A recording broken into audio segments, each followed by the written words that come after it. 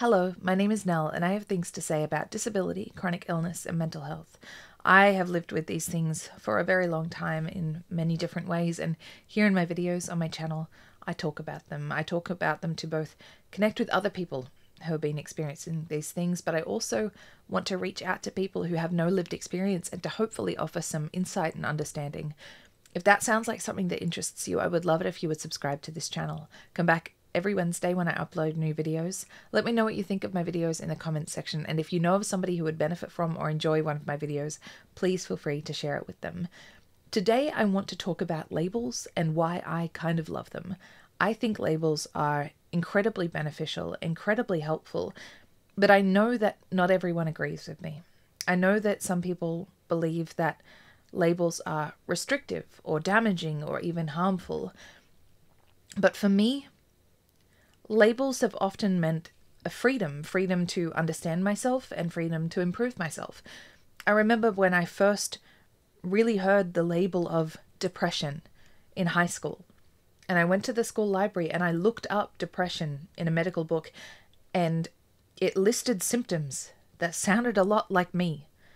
It also listed factors that could have contributed to somebody developing these symptoms, and it also listed ways of improving these symptoms.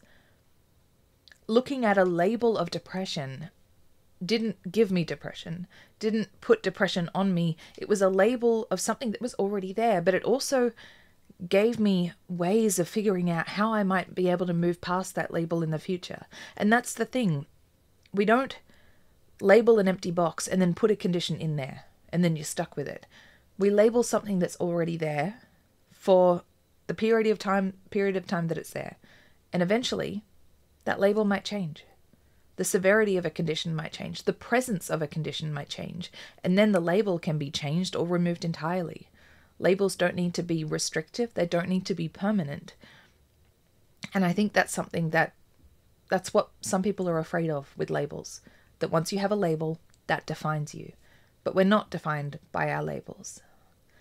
I also want to share with you my labels so that if you are watching my videos and wondering about the context of my experience, that you can kind of figure out where I'm coming from. I talk a lot about chronic illness and disability and mental health, and sometimes I have referred to certain conditions, but I do want to essentially spell out what I'm living with so that you can have a better idea of exactly where I'm at in my life. I will just bring up a Word document because there are quite a few things and I would not be able to remember them all off the top of my head. I will share them in chronological order of what I was diagnosed with. A lot of these, they were present in my life for many years before I was diagnosed, and so they weren't present in this particular order, but this was the diagnosis order.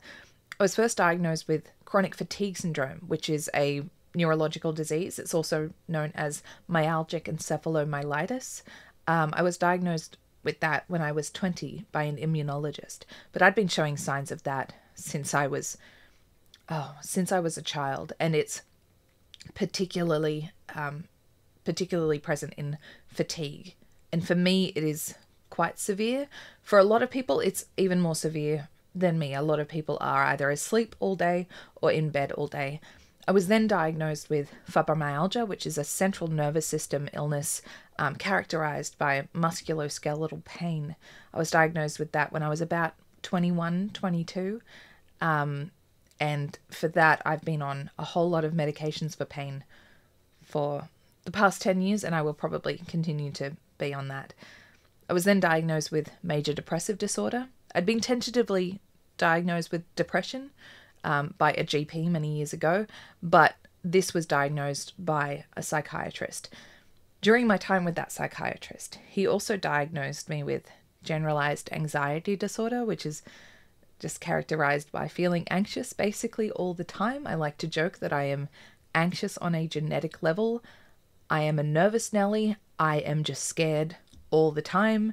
There is never a reason to not be scared. I was also diagnosed with obsessive compulsive disorder.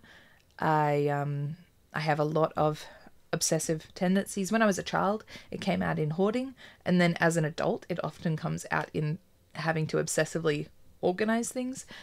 I was also diagnosed with complex post-traumatic stress disorder or complex PTSD. I had a very complicated upbringing and a lot of traumatic things happening to me as a child. And that's often where complex PTSD happens. It's with, instead of being one inciting incident for PTSD, it is a lot of cumulative incidents resulting in PTSD. I was also diagnosed with dissociative identity disorder, which is something that I don't really talk about much. That is something that is now considered in remission because I went through a lot of dedicated therapy for that. And it's something that is incredibly contentious. There are a lot of people who don't believe that dissociative identity disorder even exists. And even my psychiatrist said that if I was sent to another doctor, I might have been diagnosed as schizophrenic instead. So that's a very complex issue. I was diagnosed with dermatillomania, which is a skin-picking disorder that is sort of in the same family as obsessive-compulsive disorder. I was diagnosed with Raynaud's syndrome, which is when you have spasms in your small blood vessels, leading to those blood vessels limiting blood flow. My podiatrist picked this up because my feet were turning blue, and then they'd turn white, and then they'd turn red, and all sorts of wonderful traffic light colors. And this particular illness, this syndrome, if left unattended, you can lose complete feeling in your feet, and your feet could, your fingers or your toes could have to be amputated because you will just lose blood flow entirely. For me, we were able to bring it back by daily massaging of my feet. I ended up seeing a doctor who specializes in tick-borne infections, which are incredibly contentious in Australia, possibly even more so than dissociative identity disorder. He diagnosed me with an infection of Borrelia, an infection of Babesia, an infection of Bartonella. All up, they are known as Lyme disease. That's kind of a dirty word in this country. I went through many years of treatment and they have not been fully eradicated. So now it's known as post-treatment Lyme disease or chronic Lyme, meaning that I can't get rid of the disease. It's still in my system. I was also diagnosed with pyrrole disorder. It's a deficiency of zinc and vitamin B6, serotonin. It can cause depression and memory issues and anxiety. I was diagnosed with an MTHFR gene mutation. It's quite fun to say. That can cause undermethylation and issues with detoxification and production of folate and B vitamins. And it is often put down as the reason why a lot of people continue getting sick. Most people, if you get an infection of some kind, your body can fight it off because it detoxes naturally. Somebody with this gene mutation struggles to detox naturally. I also have a diagnosis of vaginismus. I have discussed this in another video about my sexual abuse story. I was in an abusive relationship when I was younger, and that resulted in me developing a condition called vaginismus. I also have autism spectrum disorder level 1, and that was something which was obviously present since childhood because it's something that you are born with.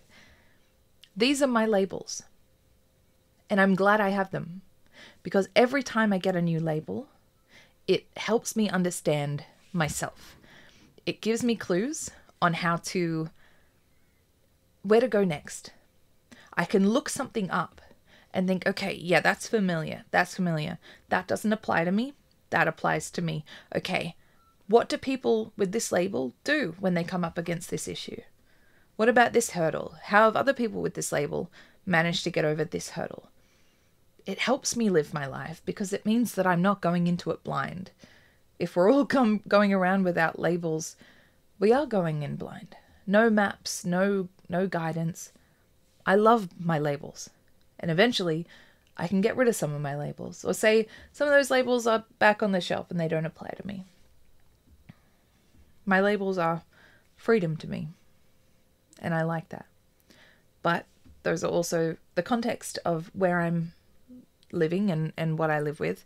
So that if you are watching some of my videos and wondering exactly where I'm at with my disability journey, My disability is caused by multiple chronic illnesses, not a car accident, you know, nothing like that. It has been multiple chronic illnesses that have slowly worn me down and put me in a wheelchair.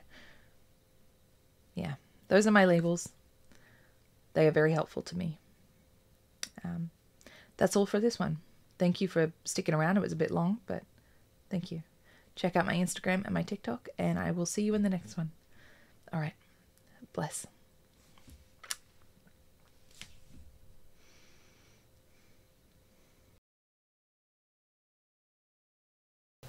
I think labels are wonderful. I see it as if you opened up a freezer and there were a bunch of containers and none of them were labeled.